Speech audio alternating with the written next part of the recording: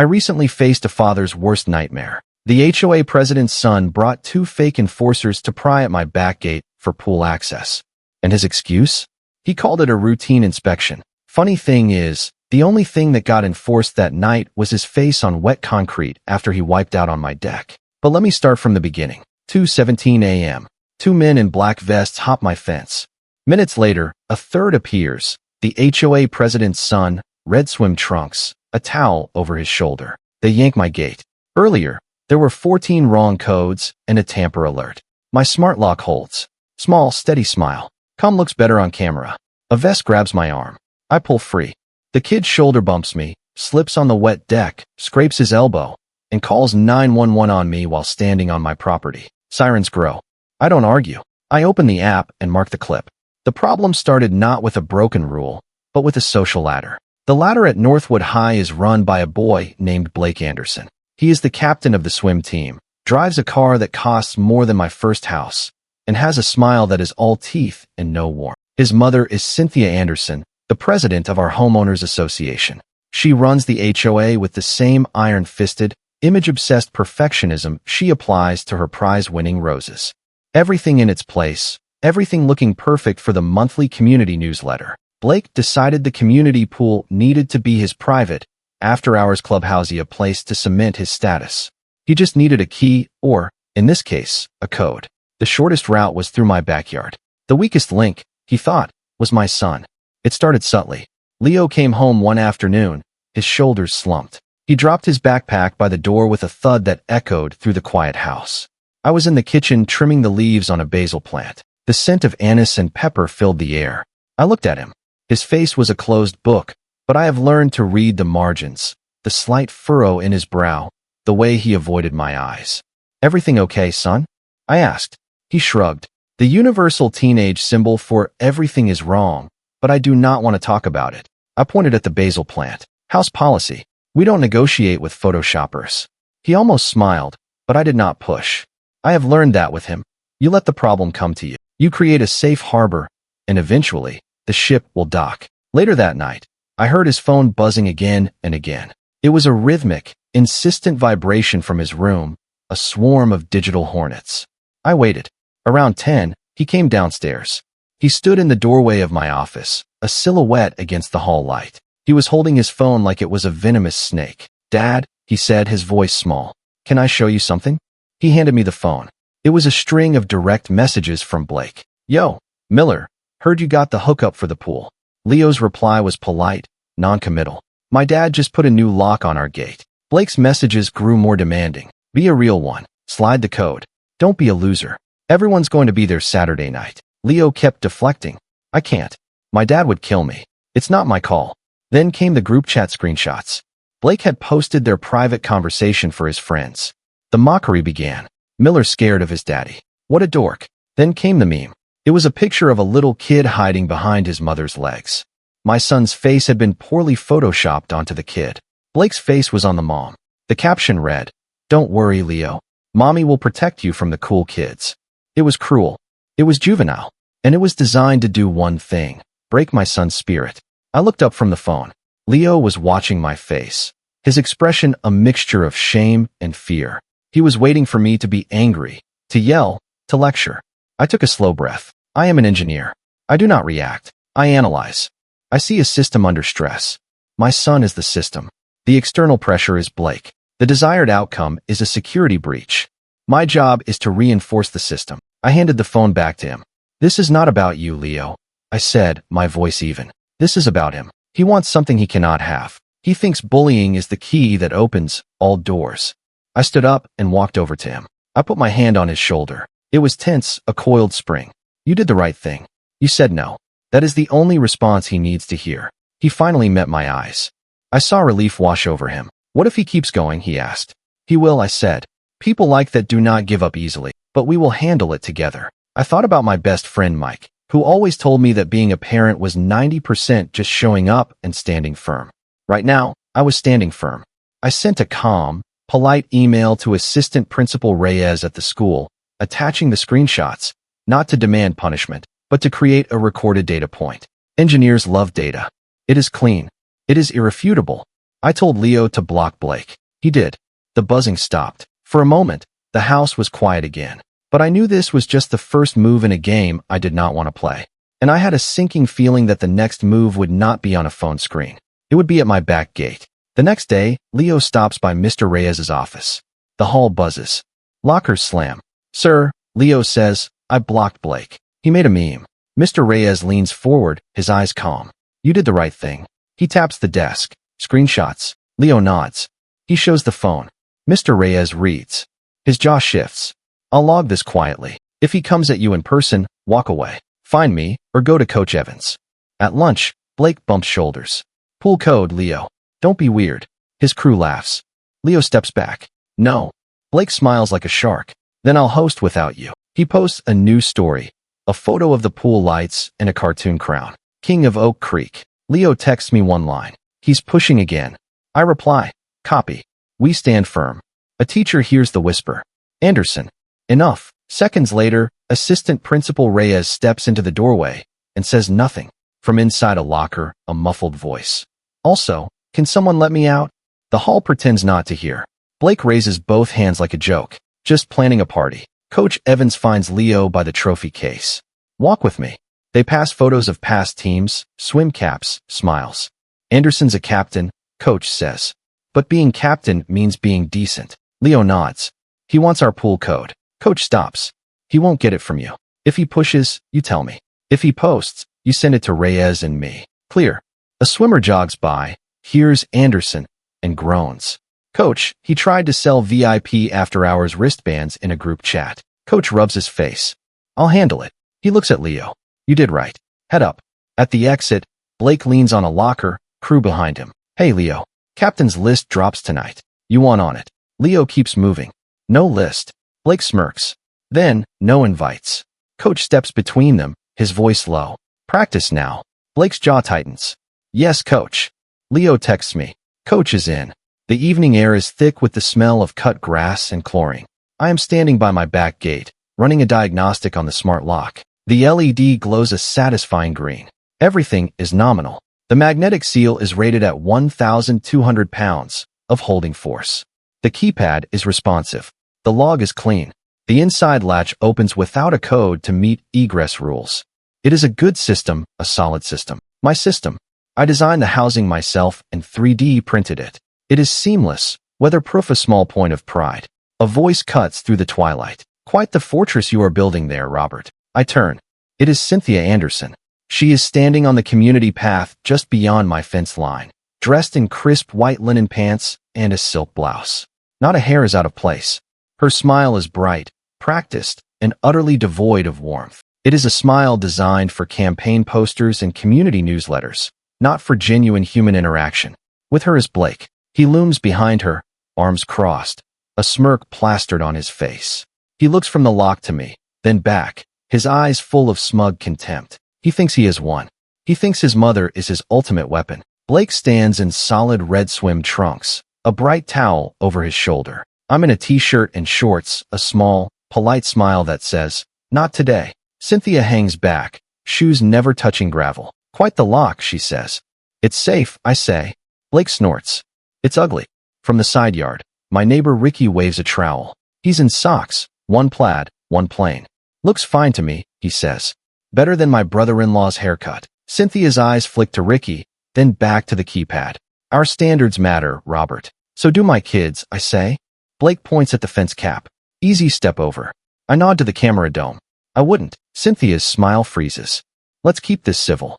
It already is, I say, civil and recorded. This gate sits on my property line. The path beyond is for the community pool. Cynthia, I say, my voice level, giving a slight nod. Just making sure everything is secure. She steps closer, her eyes scanning the lock with a critical gaze, as if it is a weed in her perfect garden. It looks rather industrial, does it not? A bit unwelcoming for a community like Oak Creek. Her tone is light, conversational, but the words are laced with steel. It is a classic Cynthia Anderson maneuver. She frames her criticism as a matter of aesthetic taste, of community standards, making me the one who is out of line. It is functional, I reply. It keeps my son and his friends safe. It is what matters to me. Blake scoffs quietly behind her, a little puff of arrogant air.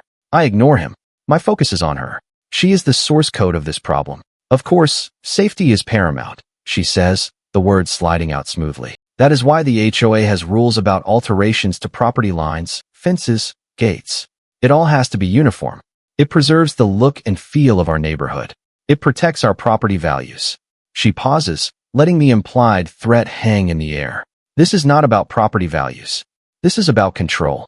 My lock is a statement that my property line is, in fact, a linear boundary she cannot cross at will, and she does not like boundaries she does not set herself. This lock is on my side of the fence, Cynthia, I say calmly. It does not alter the fence's appearance from the community path. It is fully compliant with the bylaws. Section 7, Paragraph 3. I know the bylaws. I read them before I installed anything. I am methodical. I do my research. Her smile tightens by a millimeter. She is not used to being contradicted with facts. She prefers vague pronouncements and appeals to a nebulous community spirit. Well, she says, pivoting, I am glad you are so security conscious. In fact, my committee and I were just discussing the need for a community-wide safety check, making sure all pool-adjacent gates are up to code. We might have our people come by and inspect them. Her people. The phrase is so deliberately vague, so ominous. It is not a request. It is a warning. Blake's smirk widens. He knows exactly what she means. They are going to inspect my lock until it breaks. That will not be necessary.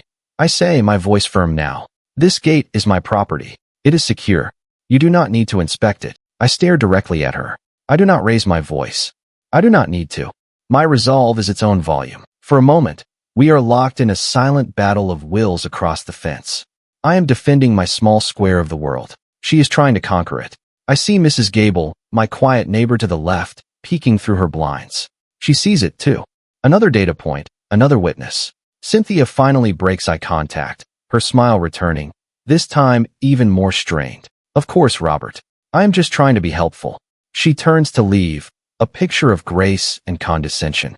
We all have to follow the rules, after all. Some are for safety, and some are just for convenience. She glances back at Blake, then at the pool, a silent message passing between them. He winks. It is a gross, theatrical gesture. They walk away, their silhouettes shrinking into the dusk. I stand there for a long time, listening to the hum of the pool filter and the chirping of crickets. The green light on my lock blinks steadily, a small digital heartbeat in the growing darkness. She called it a fortress. Maybe she is right. And I know with the certainty of a well-calculated equation that tonight, the fortress is going to be tested. She has promised an inspection, and I have no doubt her people are on their way. It is 2:13 a.m. The house is silent except for the low hum of the refrigerator. I am not asleep. I am in my office, sitting in the dark, watching a live feed from my security cameras on a dedicated monitor. An engineer does not hope for the best. He prepares for the worst. My system is simple but effective. One camera is trained on the back gate. Another covers the pool deck area. A separate app unlocks the side gate that opens to the street for emergencies. They are motion activated and have night vision. A notification quietly pinged my phone 8 minutes ago. Motion detected at the fence line. I did not need the alert. I was already watching. I saw them approach. 2 figures dressed in dark clothing. They move with a fluid, practiced ease that is unsettling. They are not teenagers out for a thrill. They are professionals, or at least they are trying to look like it. They both wear black tactical vests with a patch on the front. In the grainy, green-tinted night vision, I can just make out the lettering, HOA compliance. It is absurd. They look like cheap iron-ons, not credentials. It is a theatrical costume designed to intimidate and create a thin veneer of legitimacy. I count my breaths, slow even. I submit a note through the city's non-emergency portal. Trespass likely at back gate. Cameras live. I keep 911 ready. The vests whisper. The big one says, try common codes. Already did. The lean one says, tapping 0-0-0-0, 1-2-3-4. The app logs each miss. 14 fails. Tamper alert. A stray cat hops the fence, lands on a lawn chair, and blinks at the camera like a judge. The lean one flinches. The cat yawns and leaves. Faceplate next, the big one says. He lifts a pry bar. Bad idea, I whisper to myself. He pries. The housing holds. He grunts. Boost me, the lean one says. He climbs. Drops inside. The big one follows. A third shape moves at the hedge. Blake. Red trunks. Phone glow. I update the portal note. Third subject joined. I stand. I breathe. Time to move. They want the hard way. Damage first, questions never. They move to the side. One of them produces a small, powerful flashlight, playing the beam over the fence, the post, and the lock housing. The other one whispers into a radio clipped to his vest. Their cadence turns staccato. All signal, no filler. They are treating my backyard gate like the entry point to a hostile compound. I zoom in on their faces. They are young, maybe late 20s, hard-faced. This is not their first late-night inspection. They spend a few minutes examining the fence. One of them gives it a hard shake. It holds. It is well built. I built it. Then they move back to the gate itself. One produces a thin piece of metal, a pry bar. He tries to wedge it between the gate and the post, right where the magnetic lock is seated. I feel a flash of anger. He is trying to damage my property, to brute force his way in. The log on my app pops up with a new entry, access denied. Keypad tamper alert. They have tried to remove the faceplate. A quiet alarm, audible only to me, begins to chime on my phone. The system is working perfectly. It is telling me exactly what is happening, moment by moment. The man with the pry bar grunts in frustration. The lock holds. The housing I designed is protecting the sensitive electronics within. He gives up and moves to the keypad. He starts trying codes. 1-2-3-4, 0-0-0-0, 1-1-1-1. Each failed attempt is another entry in my log.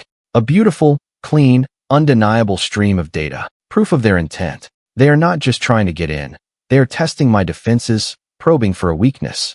This is a systematic breach attempt. For a moment, I consider calling the police. It is the logical, sensible thing to do.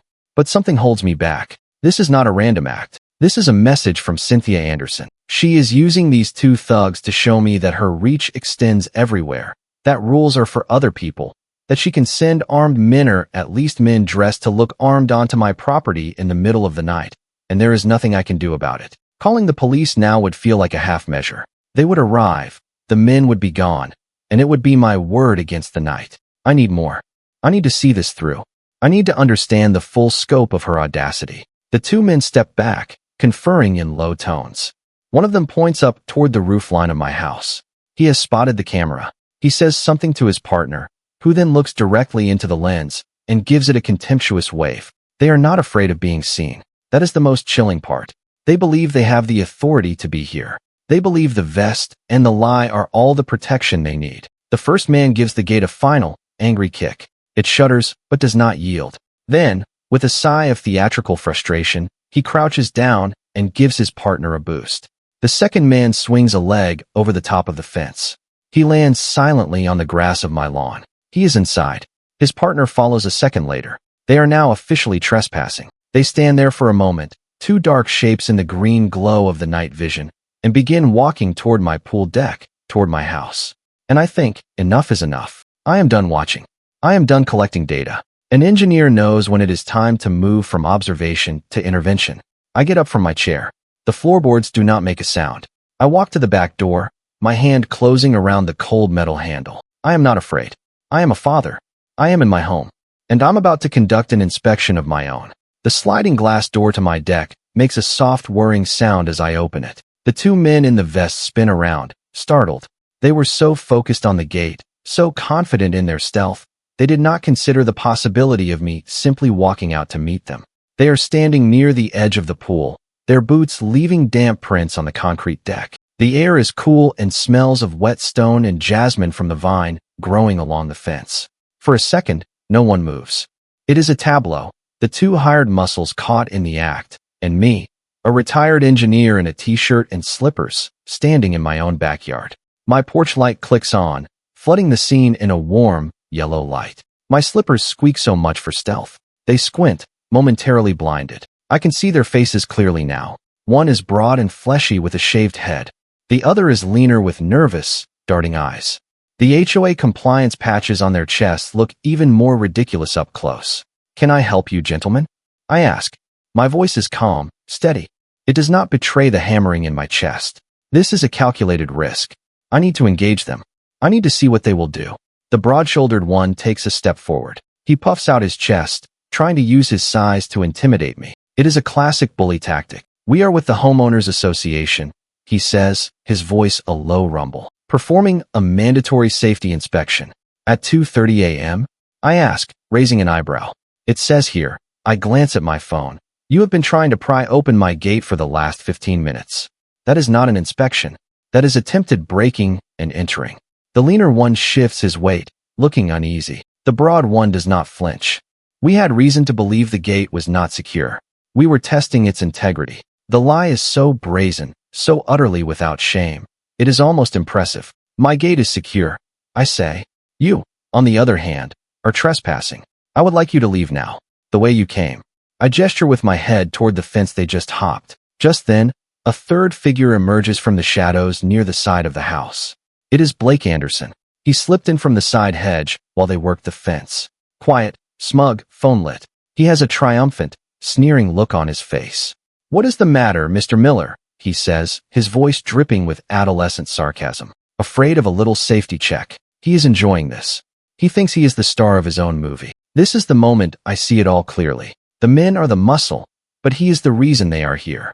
This is his personal revenge for being told no. "Blake, your mother is making a very big mistake," I say, keeping my eyes on him. The broad-shouldered man decides he has had enough talk. He lunges forward and grabs my left arm. His grip is like a vice. "You need to come with us," he grunts. "We need to check your interior pool access points." No badge, no order, just a script. Adrenaline surges through me, hot and sharp. I am not a fighter. I am a thinker.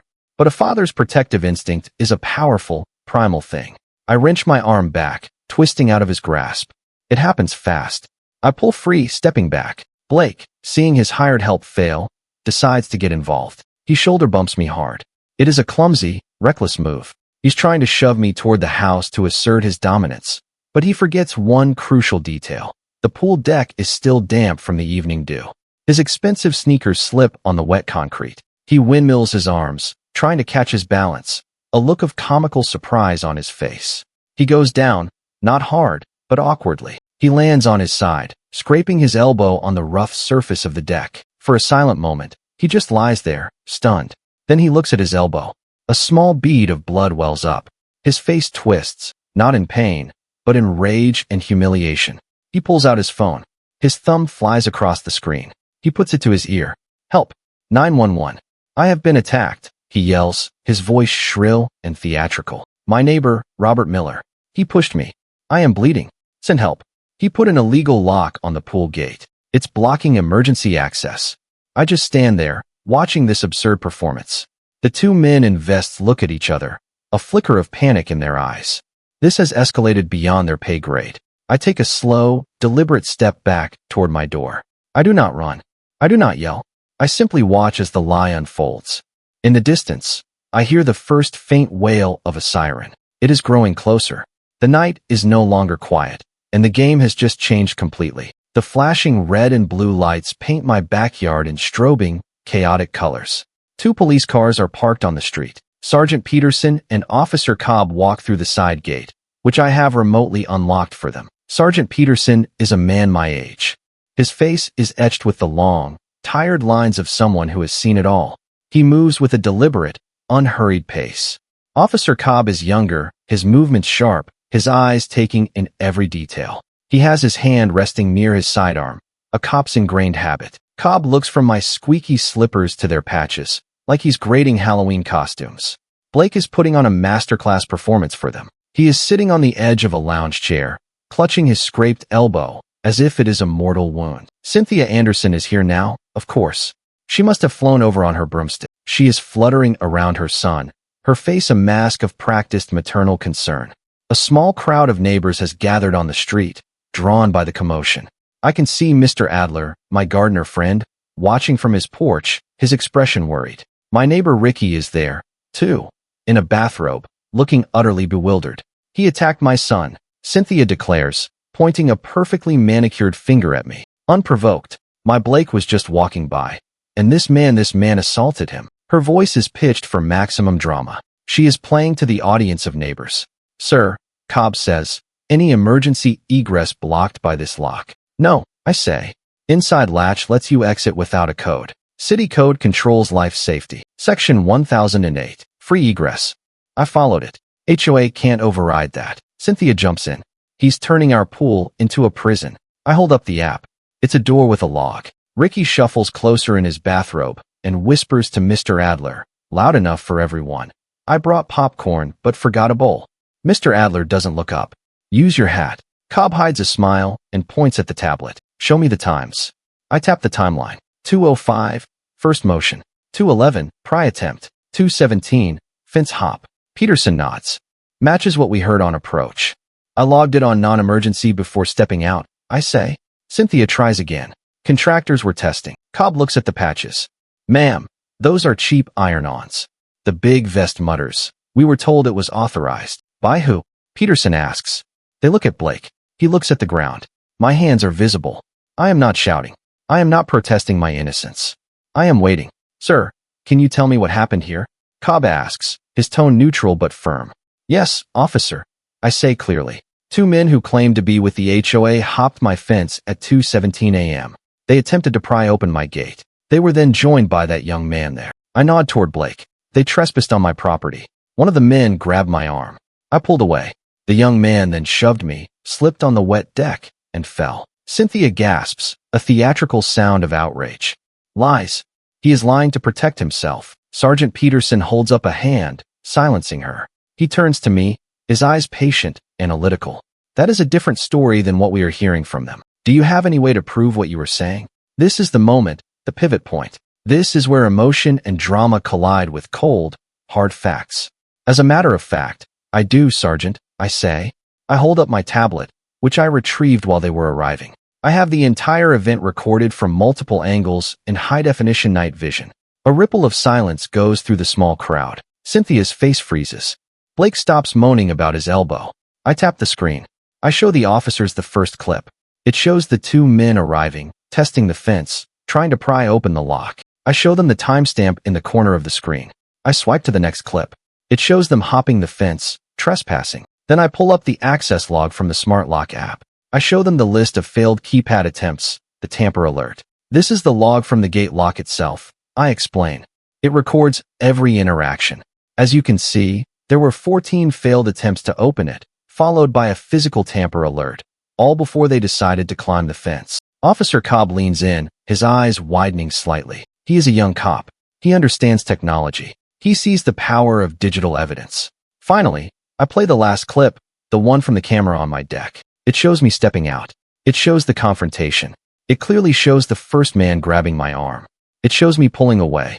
And it shows, without any ambiguity, Blake initiating the physical contact, shoving me, and then slipping and falling all on his own. The video is silent, which somehow makes it even more damning. There is no sound to distract from the raw, physical truth of what happened. Sergeant Peterson watches the whole thing without a word. When it is over, he looks at Blake. His gaze is hard, disappointed. Son, does that look like what you told us happened? Blake stares at the ground, his face pale in the flashing police lights. He says nothing. The sergeant then turns to the two men in vests. And you too? HOA compliance? I have been on this beat for 15 years. I have never seen an HOA that operates like a midnight tactical team. I am going to need to see some identification. The two men suddenly look very small. The air of authority has completely evaporated. They are just two guys in silly costumes who got caught. To cap it all off, I show Sergeant Peterson the final piece of evidence. The saved screenshots of the direct messages, the meme Blake made to bully my son into giving him the pool code. This was not random, Sergeant, I say quietly. This was a premeditated attempt to intimidate my son and me. It started days ago. Sergeant Peterson nods slowly. He has seen enough. He turns to Officer Cobb. Cobb, get their information. We're logging criminal trespass and forwarding a false report note to the DA for review. Let the district attorney's office figure it out. He then looks at me. Mr. Miller, you have a very impressive security system. You stayed calm. You did everything right. He gives me a small, professional nod of respect. It feels like a weight has been lifted from my shoulders. Cynthia Anderson is sputtering, trying to protest, but the sergeant just gives her a look that silences her instantly. He is not interested in her drama anymore. He has the facts. He has the data. And in this situation, the data does not lie. The power has shifted. The truth, recorded in pixels and timestamps, has won. But as the police lights pull away and the neighbors disperse, I know this is not over. Cynthia Anderson does not like to lose. Her son was publicly humiliated. She will not let that stand. Her next attack will not be physical. It will be quieter, more insidious. It will come on paper. The morning sun does little to burn off the chill of the previous night. My quiet cul-de-sac is quiet no more. A storm is brewing, and it is heading directly for my front lawn. By 8 a.m., they start to arrive. A dozen parents, mostly mothers, drawn from their homes by a flurry of texts and emails from Cynthia. She has been busy. She has spun a narrative, a tale of an aggressive, unstable neighbor and her innocent son who was brutally attacked. They march across their perfect lawns, a suburban mob armed with lattes and righteous indignation. They gather in a loose cluster on the sidewalk in front of my house. I watch them from my living room window. Their faces are a mixture of anger and concern. Jessica Dunn, a young mom from down the street, is with them. She looks more hesitant than the others, her arms crossed, her expression troubled. She has always been reasonable. I see my neighbor Ricky trying to talk to them, gesticulating wildly, probably recounting his version of the police visit. But they are not listening. They are here for a confrontation. They want to yell. They want to demand answers. I could go out there. I could argue. I could try to explain my side of the story one person at a time, but that is not efficient. It is not my way. An engineer does not fight a flood with a bucket. He builds a spillway. He redirects the force. I walk into my garage and press the button to open the main door. It rolls up with a low hum, revealing me standing there. I have placed a large 65-inch television on my workbench, facing out toward the street. It is connected to my tablet. The parents fall silent, their attention fixed on me. They are expecting a shouting match. I give them something else. A father steps forward, fists balled. My kid said you threw him. I hit play. The room tone of the morning swallows his words. The shove, the slip, the fall. On loop. Jessica speaks first. That's not a push from Robert. Another mom points. Those men grabbed him. I bring up the meme. Gasps. Someone says, that's cruel. The angry father's face falls. I didn't see this. Mr. Adler unfolds 2 camp chairs and sets them by the driveway. For apologies, he says. Ricky brings a mixing bowl full of dry cereal. Popcorn was a lie, he says. Corn adjacent. A few parents laugh. The knot in my chest loosens. I end the loop and show the door log headings. Time, method, result. No names, I say. Just facts. A mom nods. Facts are enough. They start to leave in pairs, softer than they arrived. Several tap my arm. Thank you. Sorry. We get it now. Jessica lingers. If the board won't fix this, the school can write a report. We'll help. Thank you. I say. Soon, my lawn is empty again. The mob has dispersed, their anger extinguished by the cold light of video evidence. The spillway worked. The force has been redirected. I feel a sense of relief, but it is temporary. Cynthia was not in the crowd. She is too clever for that. She sent her army, and her army was defeated. But a good general always has a backup plan. As I am rolling the television back into the garage, my phone buzzes. It is an email. The subject line reads, Official Notice of HOA Violation. I open it. It is from the Oak Creek Estates HOA Management Company, signed by Cynthia Anderson, President. It informs me that I am being fined $500 for an unapproved structural modification to a perimeter fence. The lock. A second email arrives a minute later. Another $500 for unauthorized surveillance equipment visible from community property. The cameras. The blitz has begun. She could not beat me with force, and she could not beat me with lies. So now she is going to try to bleed me dry with paper. The envelopes start arriving like clockwork. One everyday white, official, menacing. Each one contains a new fine, a new violation. My beautiful, logical smart lock is now an unapproved electronic access control device. My security cameras are invasive recording instruments. The low-voltage LED lights I installed under the deck railing for safety are suddenly a non-compliant landscape illumination system. Cynthia Anderson is a master of bureaucratic warfare. She is using the HOA bylaws not as a guide for community living, but as a weapon. She twists the language, stretching definitions to their breaking point. Each fine is $500.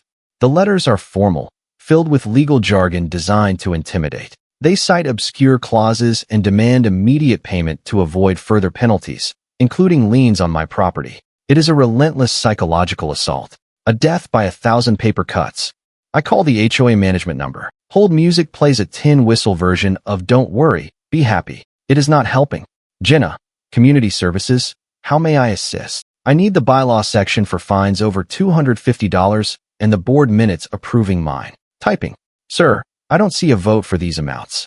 Then I need copies of any contract authorizing Suburban Oversight Solutions LLC and their W-9. Silence. We don't keep vendor W-9s in this portal. You'll have to email a records request. I'll send it in 1 minute. Please note the date and my call. Neighbor Ricky's voice floats over the fence. Ask for page numbers. Jenna sighs. Page numbers for what? The rules, I say. Cite the exact ones. More typing. Section 7, paragraph 3 is fencing. Paragraph 4 references aesthetics, but there's no electronic device clause here. Thank you, I say. Please add that to the file. Adding now. Also note, police case number pending. Non-emergency logged. Yes, sir. Log. I hang up.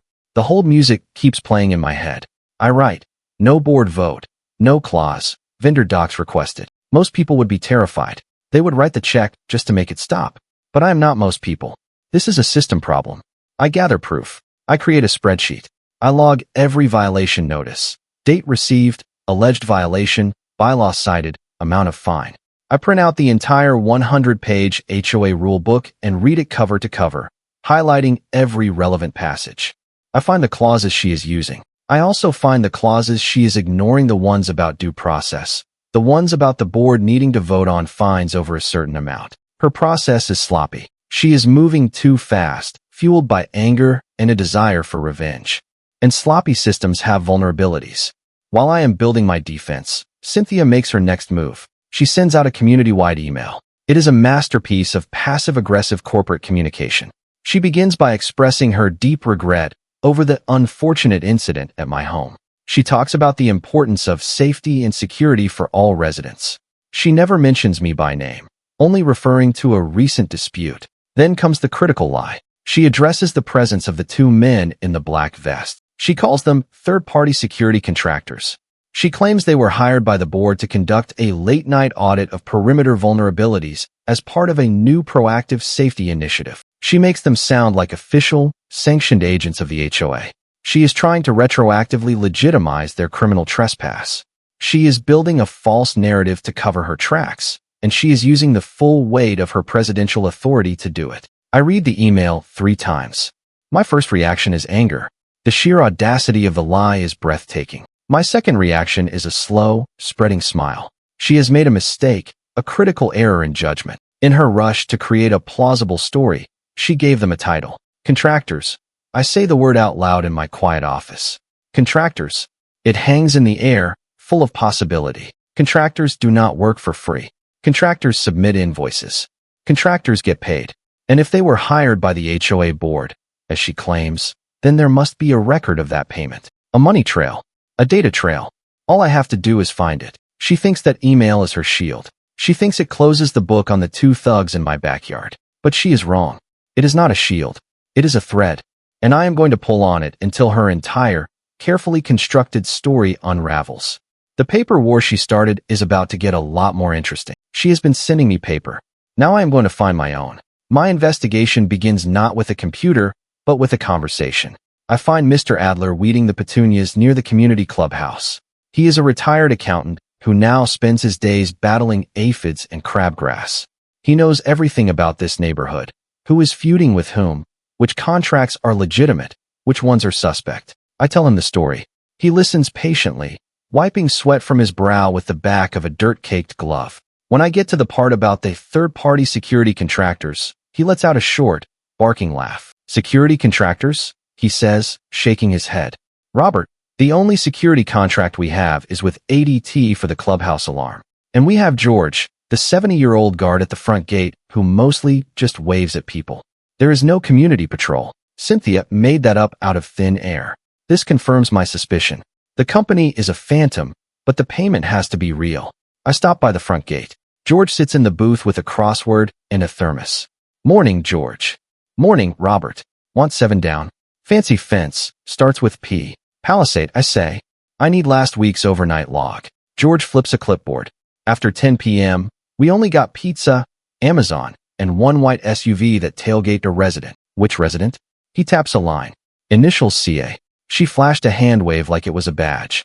I told her to stop letting cars ride her bumper. Plate partial 4ZN. I wrote it. He points to a note. I also told dispatch. Any contractors? George snorts. Only contractor I saw was my dentist. I left at 11 o'clock. He eyes me. Everything all right? Getting there. I say. Mind if I snap a photo of that line? Make me look professional, he says, straightening his cap. I take the picture, timestamp it, and drop it into the evidence folder. On my way out, he calls. Thanks for Palisade. Anytime, I say. It fits.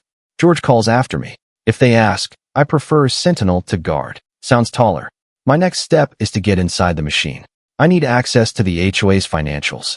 There is only one way to do that. I need a whistleblower. I think of the last HOA board meeting. I remember one member, a man named Walter Bishop. He is a quiet, nervous man who always looks uncomfortable when Cynthia starts making unilateral declarations. He abstains from most votes.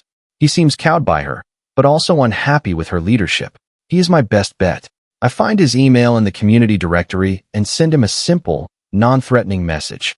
Walter, I would like to talk to you about some recent HOA expenditures. Can we meet for coffee, off the record? He agrees, suggesting a small cafe 5 miles outside of Oak Creek. He is scared.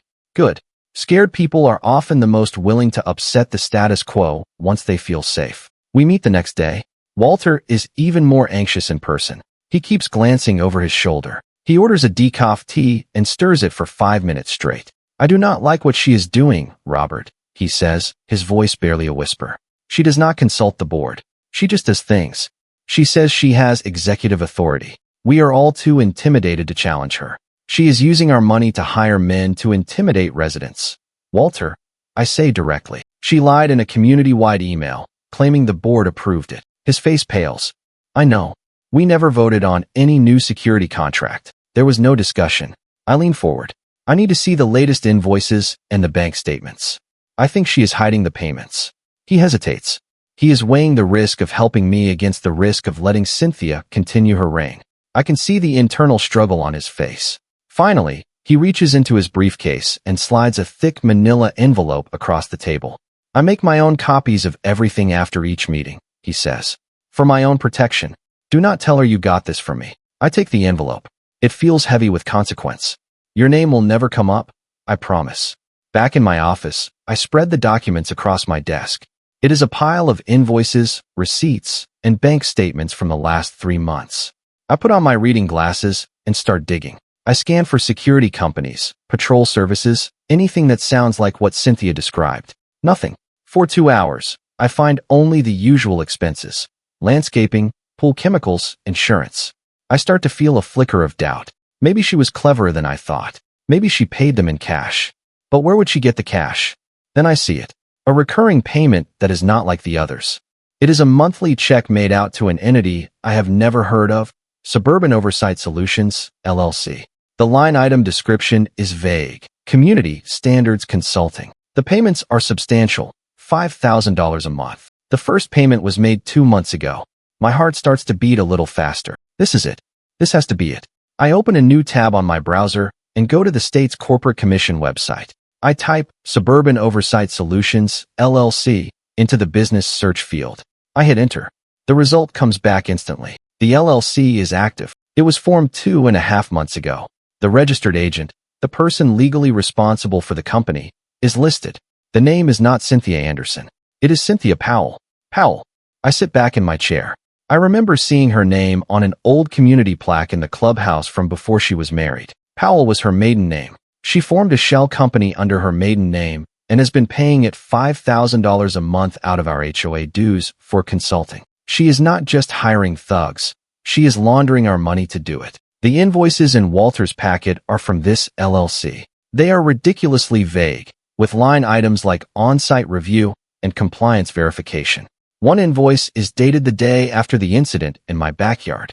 The line item reads, Emergency Response Protocol Test. She is not just a bully. She is a fraud. I print out the corporate filing. I print out the invoices. I print out the bank statements showing the checks clearing.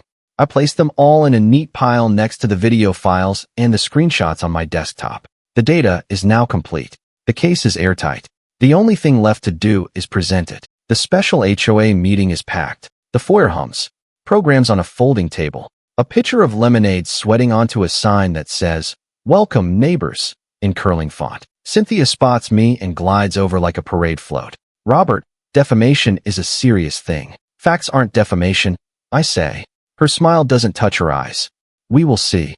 Mr. Adler appears with a neat stack of papers and a giant paper clip. "For luck," he says, handing it to me. "I used this in '98 to argue about sprinkler fees." It worked.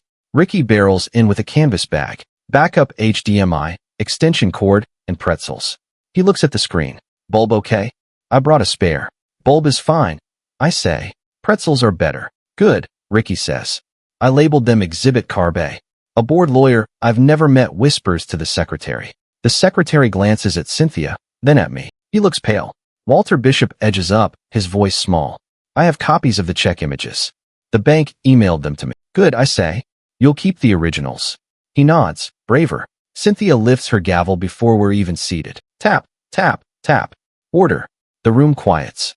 I set the laptop, click the remote, and feel the paper clip in my pocket. It's heavier than it looks. Cynthia Anderson is at the head of the long table, flanked by the other board members. She looks confident, regal, completely in her element. She is holding a gavel, tapping it lightly on the table, a queen surveying her court. Walter Bishop is sitting at the far end, avoiding my gaze, looking like he is about to be sick. My allies are scattered through the audience. Jessica Dunn gives me a small, encouraging smile. Mr. Adler is in the back row, arms crossed, looking grimly determined. Mrs. Gable is there, too, a silent, steady presence. The meeting starts with boring procedural matters. When my turn finally comes, she introduces me with a dismissive wave of her hand. "Mr. Miller has some thoughts on our new security initiatives." She tries to frame it as if I am just some cranky resident with a complaint. Before I can speak, she launches into a preemptive strike. "As you all know from my email," she begins, addressing the crowd, "the board has taken proactive steps to ensure the safety of our community by engaging professional contractors to audit our security. While one resident has expressed reservations, these measures are for the good of everyone." She is trying to control the narrative, to poison the well before I can even draw water from it. I do not engage her.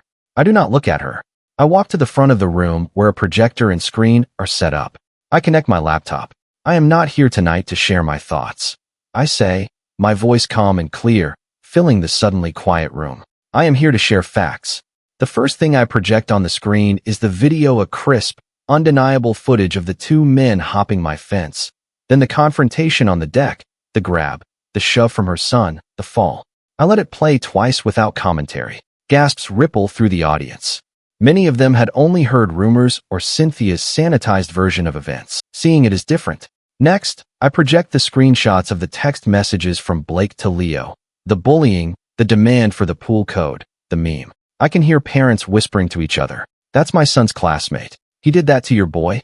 The foundation of Cynthia's story is crumbling. These were not contractors performing an audit, I say, turning to face the residents. This was a targeted act of intimidation carried out on behalf of the HOA president's son. Cynthia stands up. "This is out of order. This is a personal vendetta. He's using doctored evidence."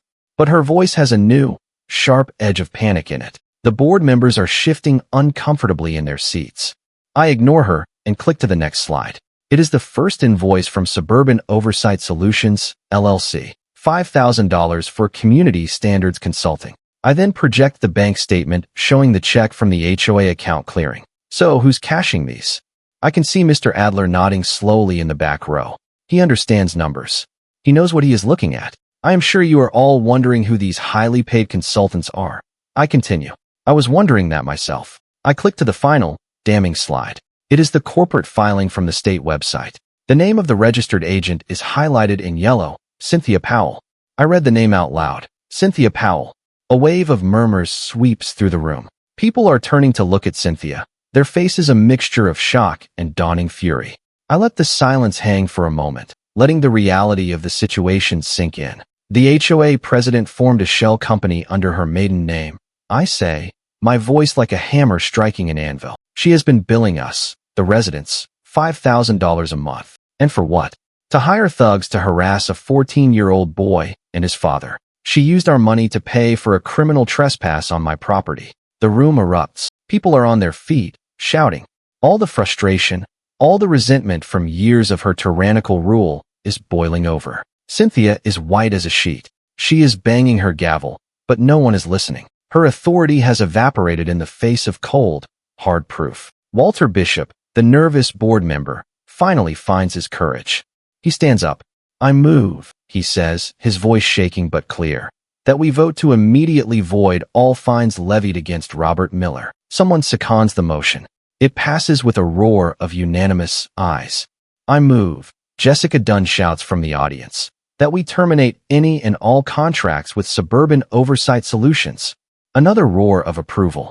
I move, Mr. Adler calls out, his voice booming from the back, that we launch a full, independent forensic audit of all HOA finances during Cynthia Anderson's presidency. The final vote is deafening.